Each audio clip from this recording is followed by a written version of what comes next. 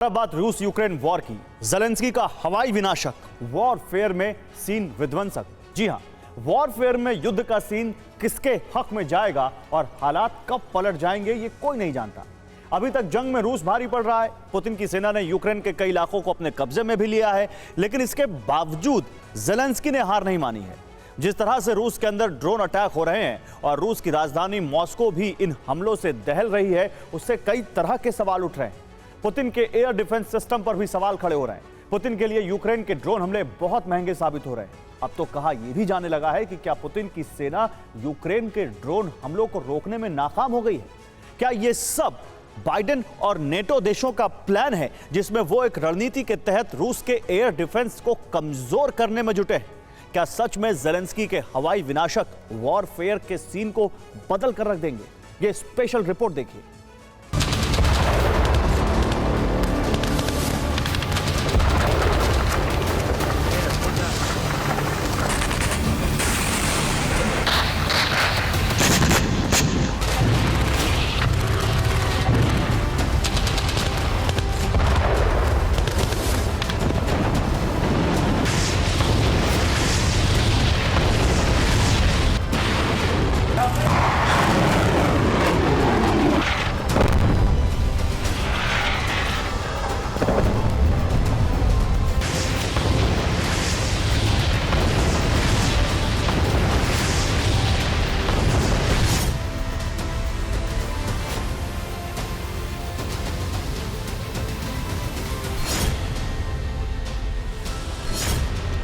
क्या रूस का काल्पनिक का ड्रोन युद्ध का विनाशक जोन?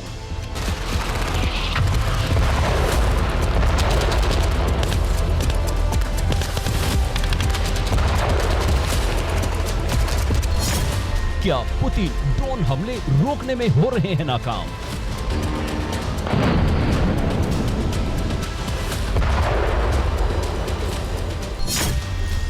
ज़ेलेंस्की का काउंटर प्लान हिट या नाटो की सुपर ट्रिक?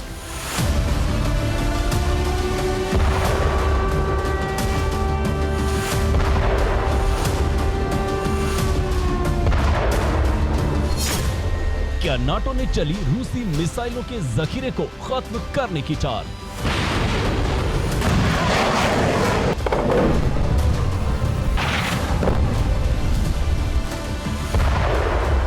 रूस के लिए मुसीबत बनता जा रहा है ड्रोन वॉरफेयर। पुतिन के लिए सबसे बड़ी चुनौती बन गए हैं यूक्रेन की तरफ से हो रहे ड्रोन अटैक।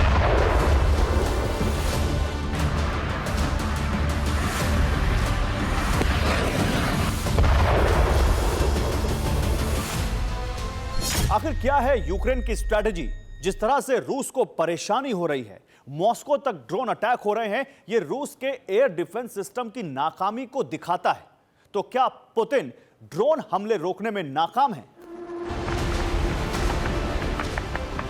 आज की तारीख में यूक्रेन के ड्रोन को तबाह करने के लिए रूस को मिसाइलों का इस्तेमाल करना पड़ रहा है। यूक्रेन के ड्रोन्स को नष्ट करने के लिए रूसी सेना को S-300 या S-400 जैसे अत्याधुनिक एयर डिफेंस सिस्टम का इस्तेमाल करना पड़ रहा है। मतलब यूक्रेन के ड्रोन हमलों को नाकाम करने के लिए पुतिन को अपनी महंगी मिसाइलों का इस्तेमाल करना पड़ रहा है। तो क्या ये नाटो की ट्रिक है?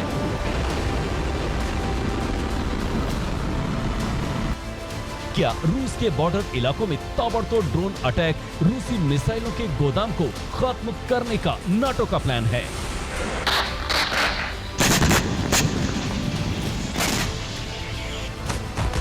इसका सबूत तब दिखा जब पिछले 24 घंटों में यूक्रेन ने रूस पर बहुत बड़ा हमला बोला।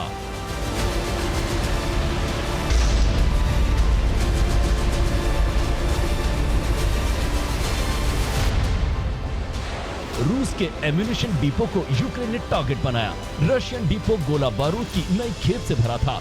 यूक्रेन ने इस हमले में रूस को बड़ा नुकसान पहुंचाने का दावा किया। यूक्रेन के दावों के मुताबिक पिछले 24 घंटे में यूक्रेन हमलों से रूस को बड़ा नुकसान हुआ। यूक्रेन ने 24 घंटे में रूस के 470 सैनिकों के मारे जाने का दावा किया। रूस की टैंक, आर्म्ड व्हीकल, आर्टिलरी समेत कई ड्रोन नष्ट करने का भी दावा किया गया। यूक्रेन की एयरफोर्स ने रूसी सेना में 11 एयर स्ट्राइक किए। दरअसल पिछले 24 घंटों में यूक्रेन की तरफ से रूसी कब्जे वाले इलाकों में एयर स्ट्राइक की गई। रूसी एयरबेस को निशाना बनाया गया। यूक्रेन के दावों के मुताबिक इन हमलों में रूसी एंटी एयरक्राफ्ट सिस्टम को तबाह कर दिया गया।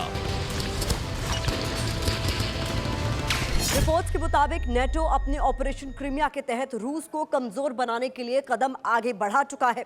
यह कदम रूस की तरफ से न्यूक्लियर हथियारों के इस्तेमाल का खतरा बढ़ा रहा है। लेकिन क्रीमिया पर हो रहे ड्रोन अटैक की वजह से रूस के सामने नई चुनौती आ खड़ी हुई है। क्रीमिया में यूक्रेन लगातार विध्वंसक ड्रोन अटैक कर रहा है।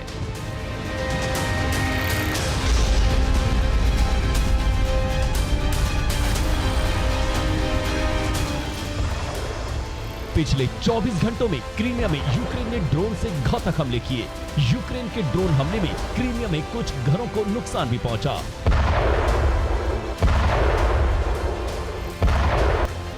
रिपोर्ट्स के मुताबिक क्रीमिया को जानकोय इलाके में यूक्रेनी ड्रोन गिरा तो रूसी सेना ने ड्रोन को हवा में ही मार गिराया। क्रीमिया हेड के एडवाइजर का दावा है कि क्रीमिया में रूस ने यूक्रेन के 9 ड्रोन को मार गिराया या उन्हें डाउन कर दिया। दावे के मुताबिक यूक्रेन के 5 ड्रोन को रूस ने पूरी तरह नष्ट कर दिया। वहीं 4 ड्रोन को इलेक्ट्रॉनिक वॉरफेयर सिस्टम के जरिए जैम कर दिया। पुतिन कई बार कह चुके हैं कि क्रीमिया या रूस की धरती पर खतरा मंडराया तो यूक्रेन और उसके मददगार देशों में न्यूक्लियर विनाश शुरू हो जाएगा। लेकिन यूक्रेन ने ऑपरेशन क्रीमिया को अंजाम देने के बाद क्रीमिया पर कई बड़े अटैक किए हैं और इन हमलों में रूस को भारी नुकसान उठाना पड़ा है।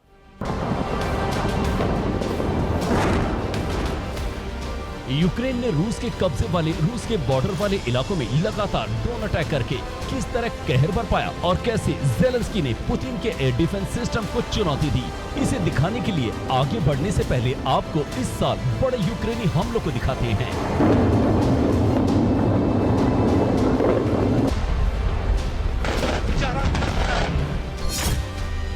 3 जून ड्रोन अटैक, 7 मई 10 ड्रोन अटैक, 29 अप्रैल ऑयल डिपो पर हमला, 20 मार्च रूसी फ्रेट ट्रेन पर हमला, 2 जनवरी सेवास्तोपोल में धमाका।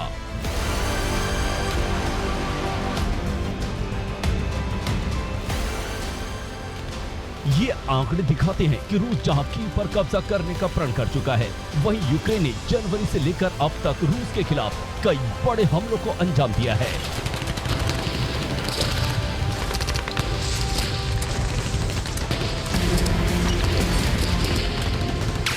सबसे हैरान करने वाली बात यह है कि एक सुपर पावर की राजधानी पर ड्रोन अटैक हो गए।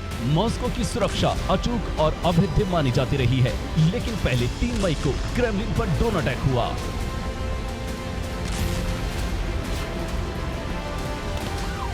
इसके 27 दिन बाद मॉस्को पर ड्रोन की बरसात हो गई।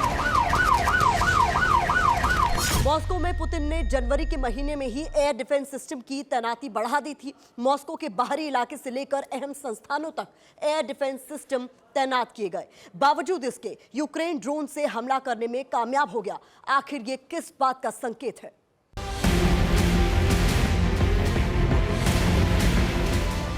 पिछले दिनों मॉस्को की हाई राइज इमारतों से उठता धुआं इस बात का संकेत है कि यूक्रेन ने मॉस्को का डिफेंस सिस्टम ही धुआं कर दिया है।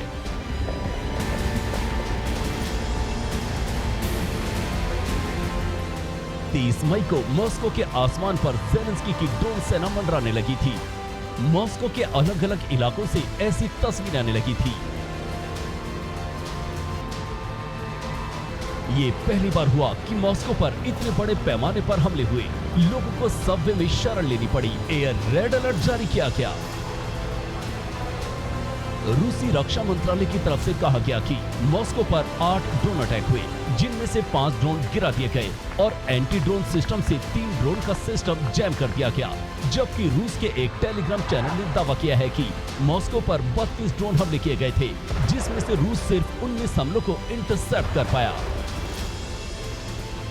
मतलब यूक्रेन वो सब करने में कामयाब हो गया जो अब तक रूस उसकी राजधानी कीव में करता रहा है।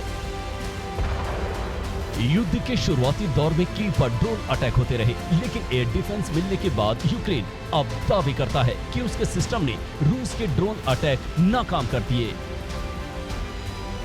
रूस की रणनीति के तहत टारगेट कीव है, उसके बाद नाटो के दूसरे देश, लेकिन नाटो की रणनीति में प्राइमरी टारगेट क्रीमिया नहीं है, बल्कि सीधा टारगेट है मॉस्को। खास बात यह है कि इसके लिए तैयारी भी बड़े स्तर पर की गई है। विशेषज्ञों का दावा है कि जैसे जैसे यूक्रेन को अमेरिका और नाटो देश हथियार देंगे, यूक्रेन अपने मिशन में कामयाब होता जाएगा। Bureau report, TV9 Bharatvarsh.